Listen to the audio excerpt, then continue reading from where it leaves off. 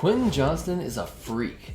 He is the most upside of any wide receiver in this draft class, and it's not even close. But buyer beware, because most people don't like to talk about the downside. But I'm here to keep it real with you guys, so let's get right into it. Let's start with the obvious selling point. He has physical traits that no other wide receiver in this class can come close to. Standing at 6'4" and 215 pounds, he towers over most DBs. And guys that tall are just not supposed to move the way that QJ does. He's fast. Guys are consistently outrun by him in straight up foot races, and of course the NFL will love this. But we've seen plenty of tall and fast guys over the years. I think what's truly unique about QJ is how twitchy he is laterally at that size. It's incredible how quickly he can get his massive frame to change directions. QJ frequently puts his athleticism to work after the catch, effectively avoiding the first tackler with a jump cut or by using his size and strength. However, his most common move is a reverse spin, where he senses the defender approaching from behind, leans one way, and then explodes into a half spin in the other direction, as the defender flies past and tackles the air. I would call this his signature move. He does it all the time, and it's extremely effective. Johnston is a talented athlete, but he needs to show more variety in his route running. Over 60% of his total production came from go routes, crossers, and posts, with an average depth of target over 18 yards downfield. Big playability is a skill, and it's great to have, but living and dying on those routes underscores a major concern of mine. He struggles to separate on routes that require technique or defensive manipulation. I've heard a lot of people say that Johnston is an alpha wide receiver because of his size, but to me, an alpha is someone who is their team's go-to guy on every drive. Third down, red zone, under pressure, when nobody else is open, just find that guy. And Johnston is not that guy.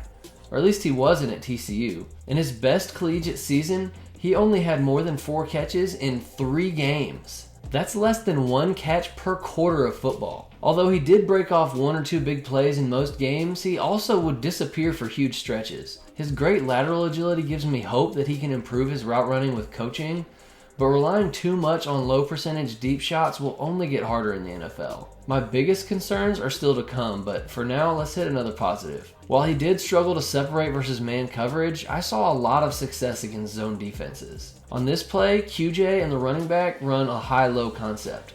This play is designed to put this linebacker in a situation where he can't cover both guys. He's trusting his safety to come down and shade QJ over the top to prevent a big play. Johnston does a great job with spatial awareness here.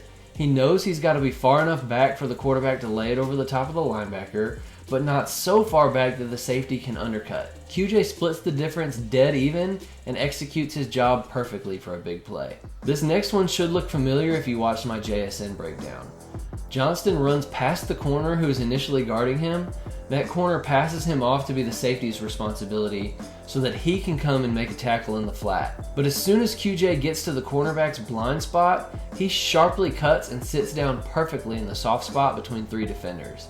Good football IQ leads to a big play. Now you may be wondering where I got my All-22 film. For those that don't know, All-22 is this zoomed out coach's tape where you can see the whole play for all 22 players on the field. The guy you're scouting never goes off screen. This is huge for scouting rookies, and it can be really hard to come by. But look no further. The DynastyNerds.com film room has hundreds of games of All-22 film, and we cut out every second that you don't need so you can watch a full game in under 10 minutes and see all the strengths and weaknesses, not just the highlights. Sign up today at DynastyNerds.com and use the promo code COOP for 15% off. Now let's get back into it. Okay, so here come those bigger concerns I alluded to. Brace yourself, here we go. You may have noticed that for a player this tall, I haven't shown any contested catches. That would usually be the biggest strength for a guy like this, right? Well, would you believe me if I told you that in 2022, Quentin Johnston only had a 34% catch rate in contested catch situations? Let that sink in. He's 6'4", and he didn't even catch 50-50 balls at a 50-50 rate. Let me show you why. He's a body catcher, and not the kind where you dunk on people. He almost always tries to pin the ball against his body to catch it instead of trusting his hands. This leads to a lot of drops because it's not a very reliable way to catch the football. That's not even the biggest issue. Think about it. Tall plus long arms equals big catch radius, right? But not if you never extend your arms. Every ball has to hit him right in the chest, which usually gives him a remarkably small catch radius and makes his quarterback's job much, much harder. And therein lies the problem. QJ takes his biggest potential strength and turns it into a weakness because of a technique issue. And to compound the problem, I have major questions about his physicality and his effort level. Here, QJ gets a target on a deep route. He has his man beat, but the safety comes over the top to help. Now, look at the size difference between him and number 5. Don't you think that if QJ gets between him and the ball, he could use his big frame to box him out, go straight up, high point the ball with those go-go gadget arms of his, and make a huge catch? That's what you'd normally expect a wide receiver to do here. Receivers are trained to attack the ball, not wait and look it in.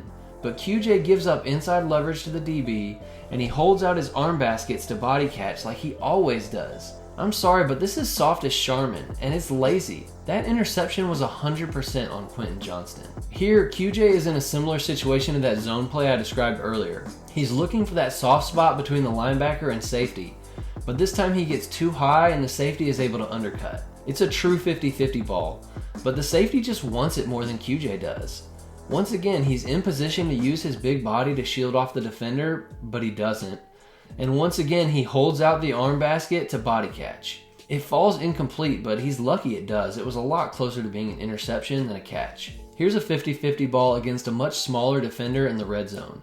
I want to see him win the hand fight, swim to the inside leverage, go up and high point the ball for a touchdown. Instead, he loses the hand fight, he gets boxed out himself, and he has no chance. I just want to be like, dude, you're built like a tank. Stop getting bullied and be the bully. I gotta show one from his disaster of a national championship game.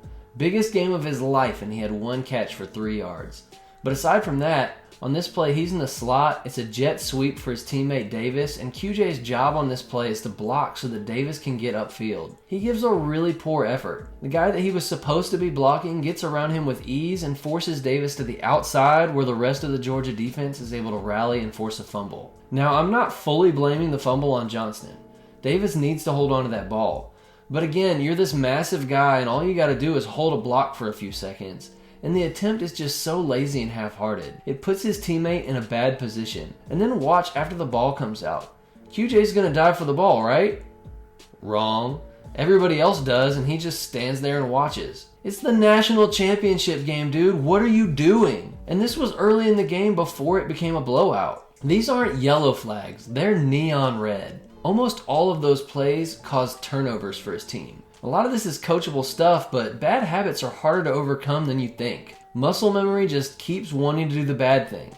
It takes tons of effort and self-discipline and time to correct these things. If he's going to be as lazy as he was on some of these plays, he's definitely never going to hit the ceiling that everyone is chasing with him. I do see the upside that gets people so excited about what Quentin Johnston could be, but he's rarely making it out of the top 5 in mock drafts, and I just can't take a gamble on that much improvement with a pick that high. It's a hard pass for me. Thanks for watching. For more rookie breakdowns, check out this playlist right here, and I'll see you there.